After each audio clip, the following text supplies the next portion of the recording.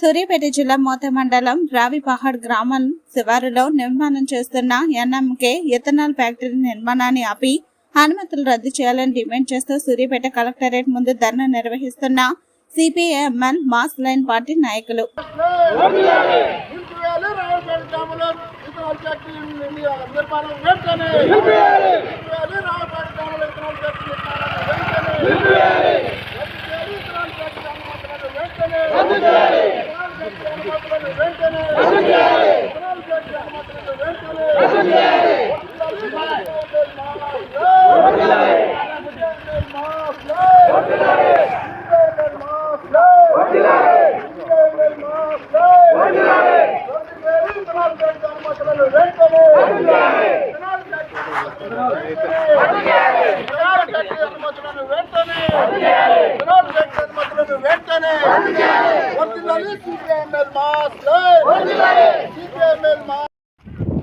CPIML mass line Suryapet జిల్లా committee ఆధ్వర్యంలో collectorate ముందు ధర్నా చేస్తూ ఉన్నాం.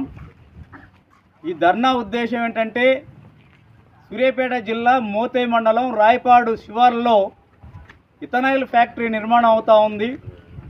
ఆ ఫ్యాక్టరీ నిర్మాణాన్ని ఆపివేయాలని, దానికి ఇచ్చిన అనుమతులు రద్దు చేయాలని కలెక్టర్ గారిని డిమాండ్ చేస్తూ ధర్నా చేస్తూ ఉన్నాం. ఎక్కడ లేని విధంగా తెలంగాణ రాష్ట్రంలో 4 ఇథనాల్ ఫ్యాక్టరీలు ఉన్నాయి. ఈ మధ్య కాలంలో దిల్వాల్పూర్లో ప్రజల చైతన్యంతో ఫ్యాక్టరీని రద్దు చేశారు. అదేవిధంగా తూర్పుగోదావరి జిల్లాలో ఇథనాల్ ఫ్యాక్టరీ వల్ల 8 మంది చచ్చిపోయారు. ప్రజలంతా కూడా అనేక వ్యాధుల పాలవుతున్నారు. ఇథనాల్ ఫ్యాక్టరీ వస్తే 1-2 సంవత్సరాల తర్వాత ప్రజలకు చర్మ వ్యాధులు, శ్వాసకోశ వ్యాధులు, క్యాన్సరు, కిడ్నీ, గుండె సంబంధిత వ్యాధులు వచ్చి అనారోగ్యాల పాలయ్యి హాస్పిటల్ పాలవుతారు.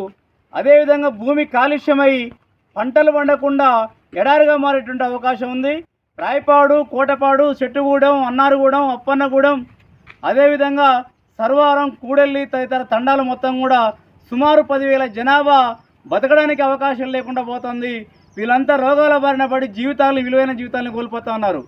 ఇథనాల్ ఫ్యాక్టరీ నిర్మాణాన్ని అడ్డుకోకుండా కొన్ని రాజకీయ పార్టీలు ఇథనాల్ ఫ్యాక్టరీ కోసము అమ్ముడుపోయి ప్రజల తరపున నిలబడిన ప్రజలకు తప్పుడు సమాచారాన్ని ఇస్తున్నాయి. ఇథనాల్ ఫ్యాక్టరీ కాదు, అది ఇథనాల్ ఫ్యాక్టరీ అని చెప్పేసి ఒక అబద్ధ ప్రచారాన్ని లేవనెత్తాయి. ప్రజలారా గమనించండి, అది ఇథనాల్ ఫ్యాక్టరీ మాత్రమే.